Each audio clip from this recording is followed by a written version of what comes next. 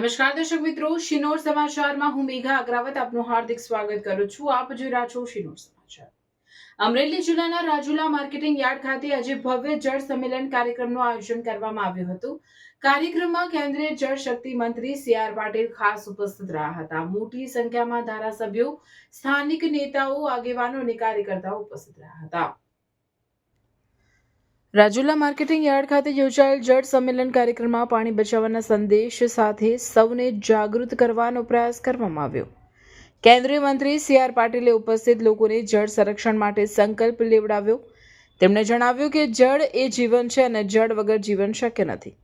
પાણી બચાવવું એ દરેક નાગરિકની ફરજ છે. કાર્યક્રમ દરમિયાન ધારાસભ્યો, નેતાઓ અને આગેવાનો દ્વારા પણ જળ બચાવવા અને જળ સંરક્ષણ માટે કામ કરવાની પ્રતિબદ્ધતા વ્યક્ત કરવામાં આવી. સમગ્ર કાર્યક્રમમાં જળ સંરક્ષણ અંગે જાગૃતિ ફેલાવવાનો સંદેશ આપવામાં આવ્યો. આ કાર્યક્રમમાં મોટી સંખ્યામાં આગેવાનો અને કાર્યકર્તાઓ ઉપસ્થિત રહ્યા હતા. રિપોર્ટર સરફરાઝ ખોખર, શિનોર સમાચાર ન્યૂઝ, વીજપડી, અમરેલી. રાજ્ય સરકારને મનરેગામાંથી મળેલા પૈસામાંથી પણ ગુજરાતમાં લગભગ 4,000 કરોડ રૂપિયા હજુ વાપરવાના બાકી છે. એ પૈકી અમરેલી જિલ્લાના ભાગમાં આવેલા પૈસા, મનરેગાના પૈસા પણ જિલ્લા કલેક્ટરશ્રી દ્વારા આ જળ સંચય માટે વપરાય એવી પણ એમણે ખાતરી આપી છે. અનેક અલગ જગ્યાએથી માન્ય શ્રી કૌશિકભાઈ પટેલે એમના રાજ્ય સરકારના ફંડમાંથી પણ લગભગ 45 ગામોમાં તળાવો ઊંડા કરવાનું કામ એમણે પણ શરૂ કર્યું છે. આવનારા દિવસોમાં હજુ પણ આવા નવા કામ ચાલુ થઈ રહ્યા છે. માનનીય પ્રધાનમંત્રી શ્રી નરેન્દ્રભાઈ મોદી સાહેબ કે એમણે પાણીનો એક સંકલ્પ લઈને જેમ સર્વાંગી વિકાસની વાત તો કરતા જ હોય છે, પણ સૌથી વધુ ભાર એમનો પાણી માટે હોય છે કે જળ સંચયનું મહત્ત્વ એ સમજે છે.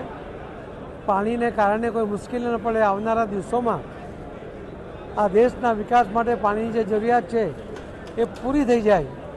આવનારી પેઢી માટે પણ પૂરતું પાણી મળી રહે, ક્વોલિટીનું પાણી મળી રહે, એગ્રીકલ્ચર માટે પણ અને ઇન્ડસ્ટ્રી માટે પણ પૂરતું જથ્થામાં પાણી મળે.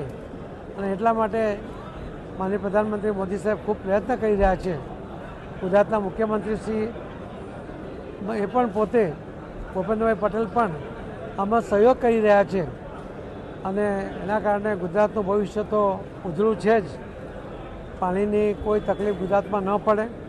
પરંતુ મોદી સાહેબનું તો સપનું છે, એનો સંકલ્પ છે કે આખા દેશમાં કોઈ પણ જગ્યાએ, કોઈ પણ ગામમાં કે ખેતરમાં પાણીની તકલીફ નહીં પડવી જોઈએ.